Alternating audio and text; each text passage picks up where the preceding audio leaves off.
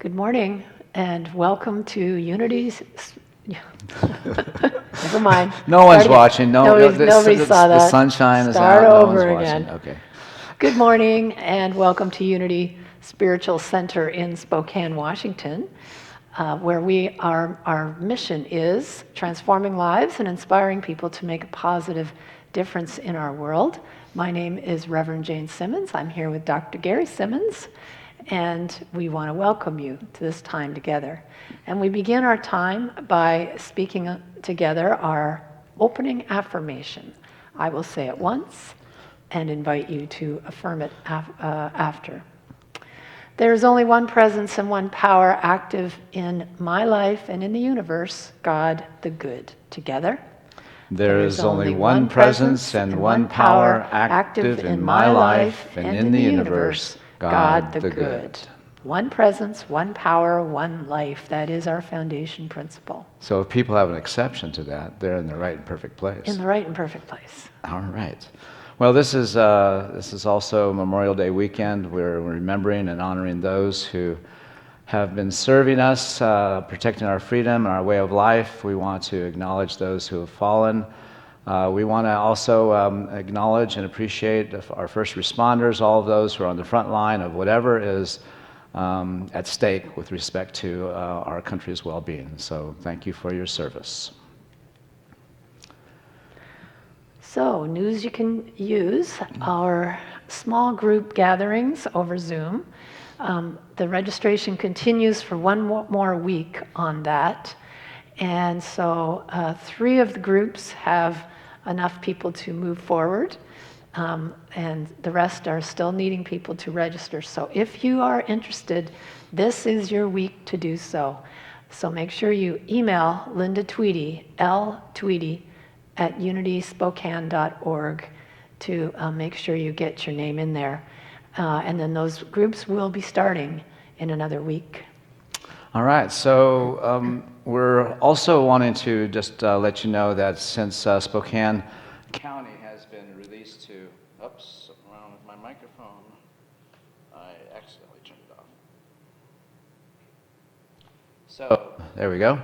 So as we're going into phase 2 in Spokane County, some are asking, and rightly so, when are we going to be released to be in person, albeit with social distancing measures and a lot of restrictions, of course, to maintain our safety. And so as we, as the leadership of the church, your board, as well as we're fortunate to have, for instance, Dr. Jim Sledge, who has served on the Washington State Board of Health in the past, who's also part of helping inform us with respect to what we need to be considering with respect to our risks and our effort to kind of move towards transitioning back when we can be together again. You know, Jane and I, before our service today, we were lamenting over how hard it is to kind of endure in this sense of not being together. And we just want you to know that we're working to really both be realistic with respect to what we have to take into consideration with respect to the real risks, as well as the need that we have to connect and to be a part of our spiritual family. That is true. And so there's a sense of grieving that's going on in my heart today. And so I just want to presence that we are trying different configurations in the sanctuary to just have a look at what does it look like to be 6 feet apart. And so we're kind of getting an idea of that. We're going to continue to explore this as we move closer to, coming back together. But just so you know, we're in the process, we're in the question, we're working to see how that's going to go, and I'm feeling it. Yeah, and so we can anticipate probably a couple of weeks at least before phase 2 is completely kind of had its opportunity to cycle through before we have any indication as to whether or not the precautions in phase 2 are working. So we'll just have to wait and see. Also, we want to continue to thank you, appreciate your support, your continued support in this time, and just want to say thank you. And we'll just go ahead and move on now into our meditation experience. Yes. So we're blessed to have Brian Wright with a selection this morning to That's bring us into right. it. Brian is blessing us with music during our meditation time. Okay. And so I want to invite all of us, wherever we find ourselves geographically, to just focus on this now moment together. And sink your awareness deep, deep within your body. Feel your body, inhabit your body. Feel your feet if they're on the floor or wherever they find themselves. Just notice how they feel.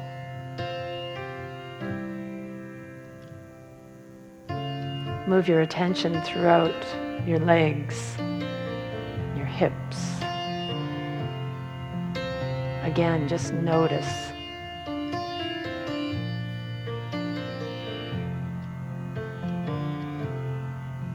Move your awareness through the trunk of your body.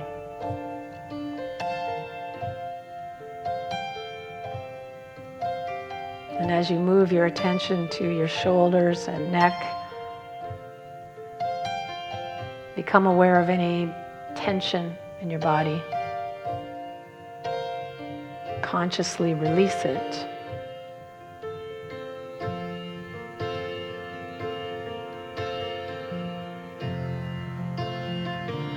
As you move your attention through your arms and hands, through your face, scalp, just sink deep into the awareness of this now moment. Feel yourself planted here.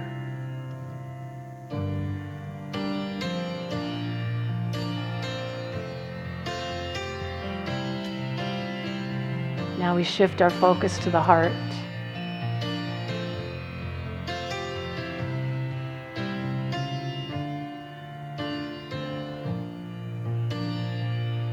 And imagine breathing right into the heart space. If you want to put your hand on your heart, go ahead and do that.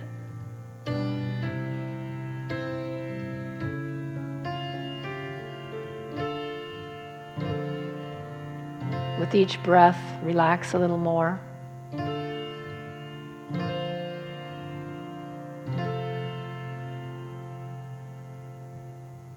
Feel the chair supporting you, whatever you're sitting on. Feel your back against the back of it.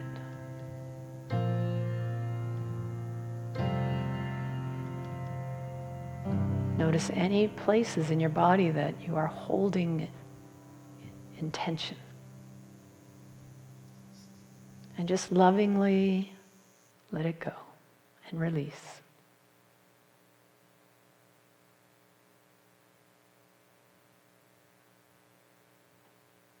Continue following the breath. And bring into your mind's eye someone or something that you deeply appreciate. And let that feeling expand and grow and radiate from within you.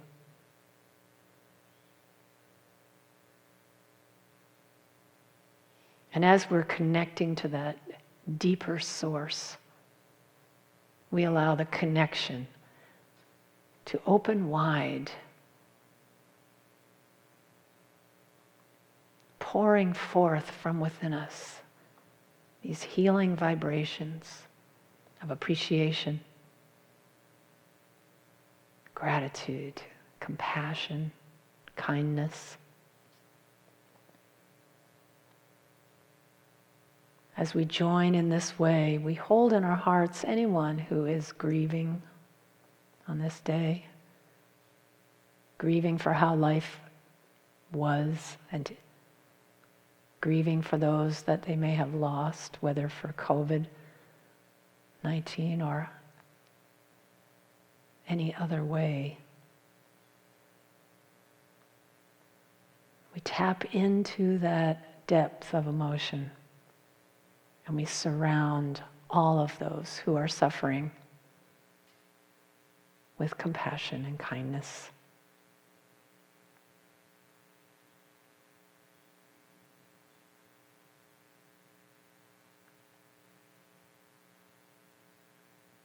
we become silent as we just follow that breath in and out.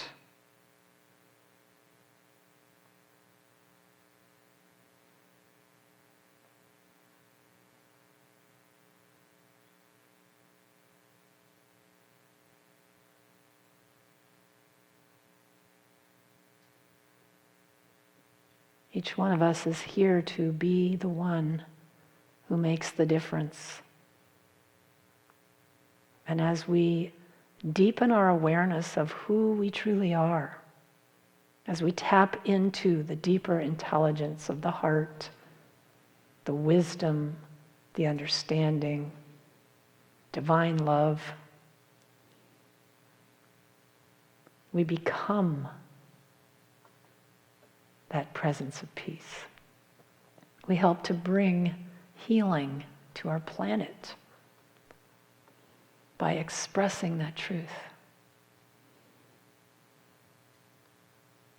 For this opportunity to be the vehicle through which Spirit expresses, we are grateful. And so it is. Amen.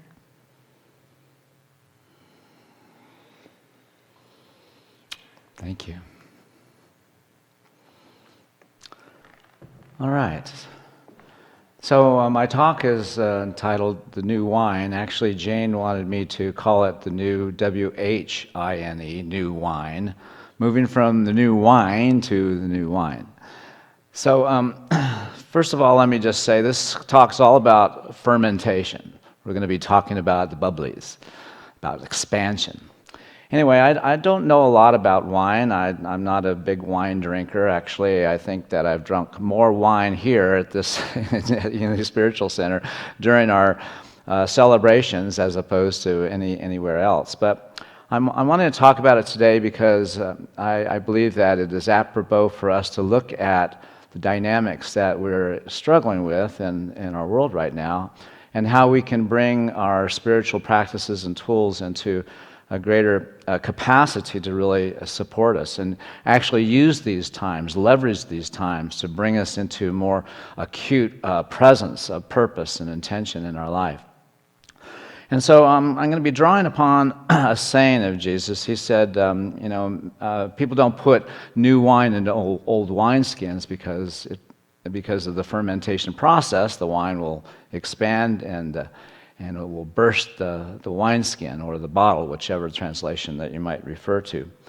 But I wanted to begin by talking about a dynamic where Jesus was approached by some of the folks who were following him and questioned him about a practice. He said that this person was said to Jesus, John the Baptist and his disciples, they fast and they observe the rituals. And the Pharisees and their disciples, they also fast and refrain from certain practices in honor of our traditions. And yet we notice that you do not, neither do your disciples conform to the same practices. And then Jesus says, in the context of that particular question, and no man puts new wine into old bottles or old wineskins, because otherwise it'll burst and the wine will be spilled.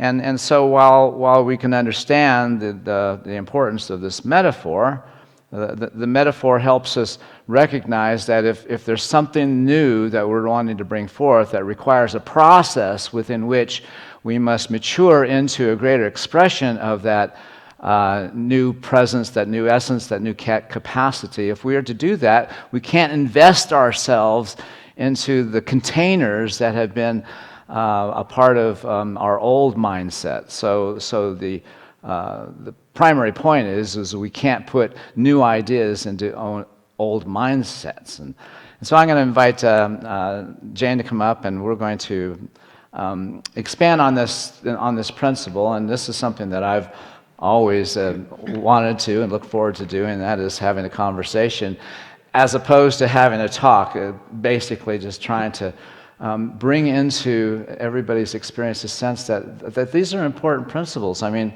when we understand that we can't invest ourselves into our old habits of being if we're to create new outcomes, a new future, how important is that we really be present to investing ourselves into something that is not linked or established in the old traditions. Right, yeah. It's that, I think one of the things that Jesus might have been talking about was when ritual becomes rote. So when something that has meaning to us, something that has depth to it, when it becomes just something that we do, and it no longer has the internal meaning, it just has this outer, wrapping now, that it loses its flavor, it loses its meaning for us.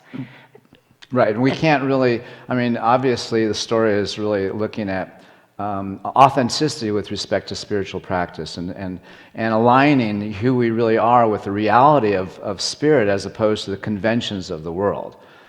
Right, and so the conventions of the world, I think, is a big part of this, because what this means to me is that you can't put new ideas on top of old beliefs. You can't kind of plaster an affirmation over a belief in its opposite without there's some work that has to be done first. And that new idea, it's like the new wine. It's not ready yet. It's not mature yet. And so if we try to do that, if we try to take this new idea and just put it over top of a belief that we have in its opposite, for instance, it won't work. It just, the belief has to be, there's some work that has to happen to it. It has to mature, in a sense, before it can have an effect, an outer effect. So right. We have to appropriate it. Right. Historically, the wineskin, what had happened after it got old, would become very rigid and wouldn't expand anymore. And so the whole process of fermentation requires the capacity to have expansion happen. And when we think about our own spiritual journey, if we don't have the capacity to be with thoughts or ideas that really expand us into thinking and therefore sensing and therefore gathering evidence to witness something that is beyond the normal, beyond the conventions, then we're putting those possibilities into the old established conventions that say, oh no, you can't do that. No, that's not acceptable here. Just think about all the great ideas that are trying to emerge with respect to what's happening in the world, and they're being squelched because of the old wineskin, so to speak. It doesn't have the capacity to allow for there to be any kind of wonderment or any kind of experimentation. Yeah, but there's another part to it as well, because part of that fermentation process has to be doing the grieving work we're talking about. So if we look at this, this is not working. Well, if we look at what we're trying to do here, we're looking at, is there a new way to do this that we can bring it back, but realizing it can't be what it was at the moment. There's got to be a change, something different. And as long as the grief that I'm feeling, for instance, as long as I keep that squashed and not bringing it out into the light of day and saying, this is here. I have to look at that. I have to feel it. I have to allow it. Then the new idea has an opportunity to land, but until then, it's just being pushed away, or it's being lost in the feeling. Right. We know in terms of quantum science that the field of infinite possibilities is infinitely present, and yet the moment that we have to have things be a certain way, that field collapses into the one happenstance that we sort of say this is how it needs to be. And I'm just sensing that right now we're collapsing this field into wanting to go back to the way it was, as opposed to really welcoming what is emerging that frees us into a greater expression of our wholeness, of our worth. It could be said that the wineskin, the container, if we think about what is it that contains our life, And so for me, I often say that my container is how I'm having my life. I mean, how I'm having my life is the way in which I gather evidence to support my beliefs. So the dynamic of how we're kind of being with what's happening is in a sense, whether or not we have the capacity to expand and to grow. And so if the wineskin is how we're having our life, and if we're rigid, if we're controlling, if we're having to have things be in a certain way, that's the old way. We can't pour new ideas and expect different results into that. But if we understand that the new wineskin, the new wine, has to do with having our life always for us, what is the context? How do we have to be within ourselves to always welcome life as if it's for us? Yeah, and it comes down to embodying what it is we want to see happen. So I think, to me, that's how we make it. That's how we do it. How do we embody a new way of being? And so emotion has to be a part of that. It's not just a new thought becomes something in our lives. It's thought plus emotion equals, and so we want to embody the change that we're seeking to create. And that's a big part of this too. And what if the process of fermentation or expansion or bringing us into a greater expression of our capacity to be the one unto our life, to be this witness of that which is for us to emerge, what if that's really all about knowing our own worth, knowing that we matter? I mean, what if, so we were talking about that on the way here, and say more about this idea that when knowing our presence matters informs how we're being. Talk about that. Right, and so if there's this idea that I don't matter, let's just take that as an example. If that's a belief I have, even if it's unconscious, then all my life will feel like what the mirror will reflect for me is that I'm invisible, or that nobody listens to me, or that I don't have any power, or whatever it is. If we can discover underneath that is a belief that I don't matter, and then to work with that and to bring this new idea, first of all, we feel how that feels. How does it feel to not matter? That's just a hard one. But then to change that thought, we start to act as if we matter, you see. We start, everything we do matters. We start to, we change our life so that we start to be that change. And that's part of the fermentation process, and it also includes how we feel. When we start to feel that and, start to act as if and really embody it, that's when the new wine starts to mature. Right. It's almost, we've talked about the same transformational process looking at the caterpillar becoming the butterfly, and how that process is one, whether it's not in the context of expansion as it is in the context of dissolution and recreating a new identity.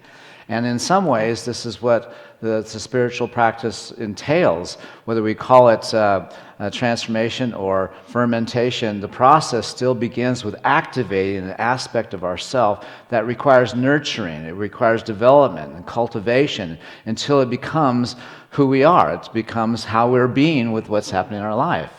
So does this mean we're about fermenting lives? I don't think that works in our mission statement. No, I don't very think well. so, yeah.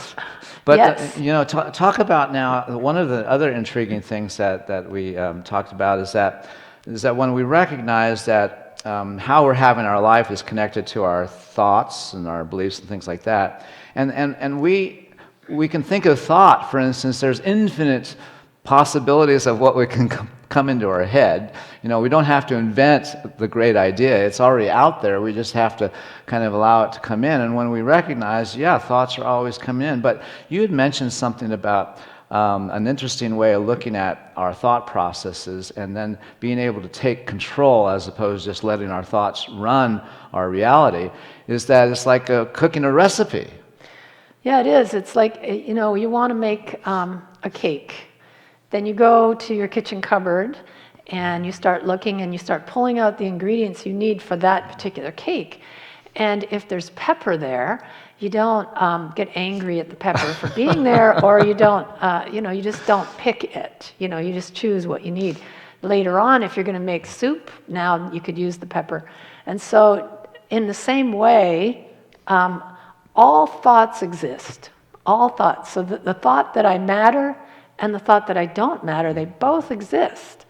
And to change my belief system to one that I matter is like not picking the pepper for the cake because you don't need it for the cake. In other words, not believing that I'm less than.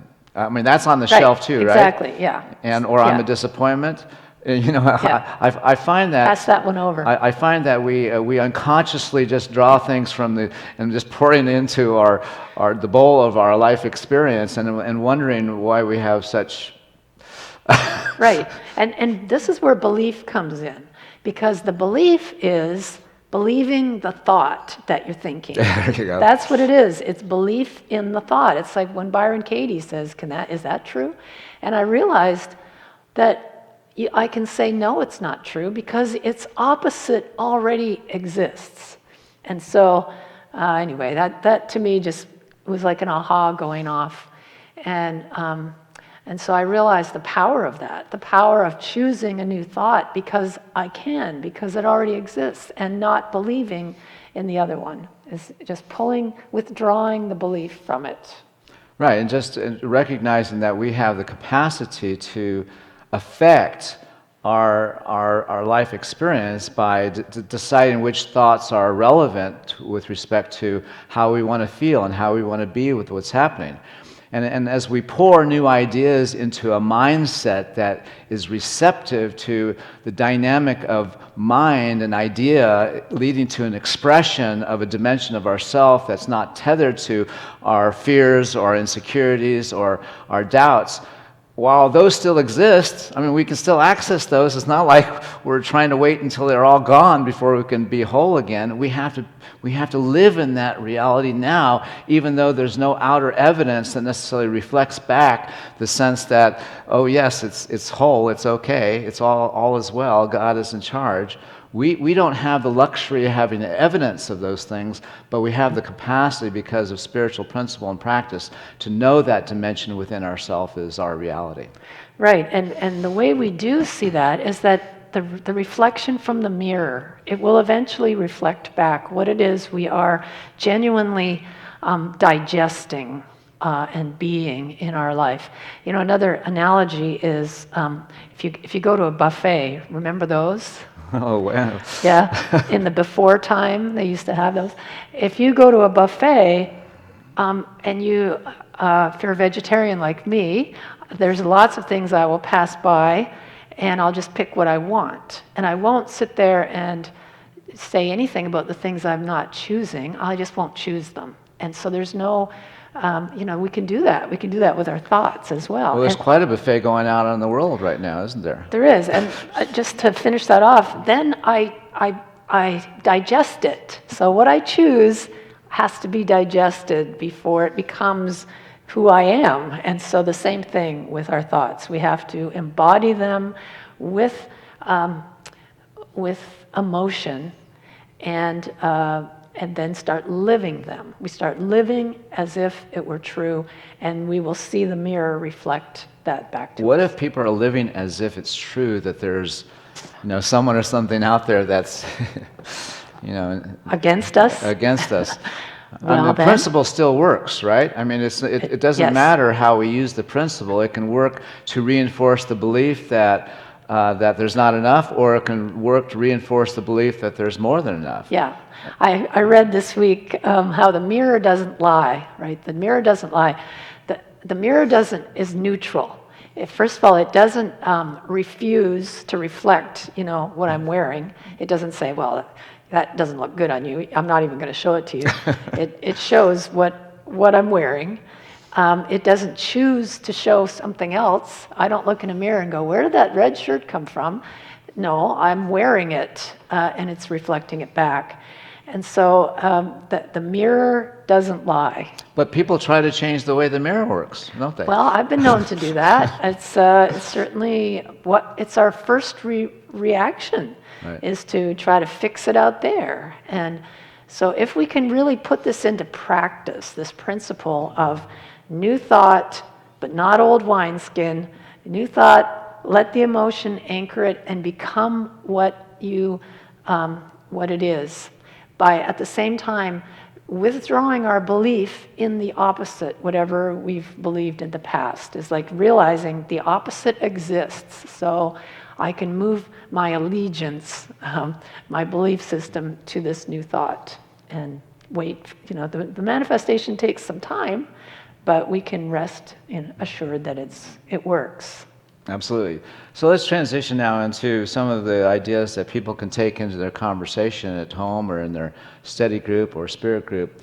So what areas of your life are calling you to expand and grow beyond your yesterday self? And I think that question helps us really tap into, we have an innate awareness of what is needed, what is necessary, what is emerging. Yes. I would say right now, I've been a minister for 20 years. I'm retiring from ministry in 6 months. The last 2 months have caused me to expand my notion of what it means to be a minister well beyond 20 years of ministry have been able to do for me. And while I'm grieving, I have to say, I'm grieving how I used to look out on all these faces and how much I love that. So right now we have 2 chairs, every 2 chairs 6 feet apart in the entire sanctuary, and there's probably enough room for about 32 people. 32 people right now. 32 people if they're in couples. If they're in couples. If they're single, 16. And if we're respecting social distance and right. And there's more we're going to do. We're trying to set it up now just to see how might it be. So we're going to expand into those right, areas. we're going to in the fellowship area whatnot, as well as the fireside room. We'll see how much we can accommodate. But once again, this is not moving us quicker into the in-person. It is helping us understand just exactly the reality that we're going to be eventually welcoming everyone back into. Right, and so this to me is an example of new wine in old wineskins, because when I walked in the room, it was just this moment of, and so I'm dealing with the emotion around that, and I'm realizing that I have to expand my vision much further than it is now. Right. And then the second one is what mindset or way of being is needed to contain the process of activating your potential. So if we think about anything that is really emerging, it just doesn't pop into existence necessarily. I mean, maybe sometimes, but for the most part, we're on a journey, and if we need to kind of stay on that journey, so what are the mindsets that we need to be cultivating that keeps us awake and focused that this is what our effort needs to be about? Well, the Q process can help us with that. In fact, I've been doing worksheets whenever this is showing up for me, and really discovering the kind of mindsets that are still percolating in the background, and so we just have to be aware of those ways of being that the assumptions we have made about how life is, and these, as Sharif Abdullah calls it, the consensual lie that we all kind of buy into for our Western lifestyle. When we look beyond those things, I was talking to my brother yesterday, and he said, question everything. I always question everything. We need to really get to that place of questioning what exactly is this mindset I have of that, for instance, that it's impossible, that nothing, that we can't do it, or that I'm not good enough, or those typical ones that show up for us. Yeah. Now, that last question is, how does knowing that you matter order how you are having your life? And we don't have to answer that question for them, but I want us to be thinking about this whole idea of recognizing that if we are really knowing and owning our own worth, knowing that we matter, how does that inform how we are engaging in gathering the evidence that that's the truth? Because our old mindset won't gather that evidence just by us saying that. We have to really do the extra effort, and that is look and feel into the reality of who and what we've come here to be. Yeah, and act as if. Ask yourself, if my presence really mattered here, what would I do? How would I be? What would I do in this situation? And I believe that the more we do that, the more we live the truth that we know, even if at first it feels uncomfortable or it feels like I'm a fraud or this isn't the truth about me, the more we live it, the more it becomes the reality, the more the mirror shows us that truth. Well, I think we should rename this talk, and that is Taking It to Heart with Dr. Jane and Dr. Gary. How does that sound? Yep, and just to know that I'm being very good about new whining that I've been doing. Well, I'm catching myself when I'm whining. Watching TV? Yes, yeah, I'm getting better. You're getting better, yeah. Yeah, you recover more quickly. I do recover more quickly. All right, well, it's time for the love offering. Wait a minute, we got to get the ceremonial. See, this is what's missing. And this is the part of the old wine or the old wineskin that I hope we carry into the new era. And that is the ringing of the offertory bell. Okay. Yeah, so let's just sink into a moment of gratitude for this beautiful center, this beautiful gathering and community that carries on whether the building is full or not, that there is community that has links so deep in the heart that an empty building cannot stop it. And so let's feel our connection with one another as we join together to do our offering blessing. So let's say that together. I know that my giving blesses and multiplies all that I am, all that I have, and all that I give and receive. I give thanks for the abundance that is mine to share. You forgot to remind them of the little green button there, the donate button. There's a donate button. You may have noticed. All right. And just help yourself to that. Okay. So we'll move into our Zoom meet and greet next. But before we do that, I pulled a video that Reverend David McClure posted on his Facebook page that Jane saw it, and she... It got me into the grieving mode. So there you go. Well, it's very tender, and beautiful. I think you'll love it. And we'll be set up, ready to go when the movie's done. Okay.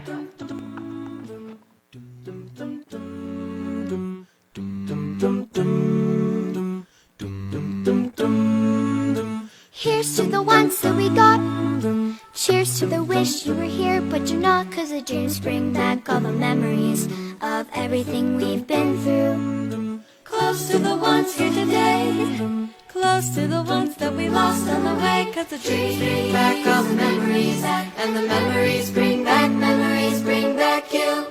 There's a time that I remember when I did not know no pain, when I believed in forever and everything would stay the same. Now my heart feel like December when somebody say your name. 'Cause I can't reach out to call you, but I know I will one day, yeah.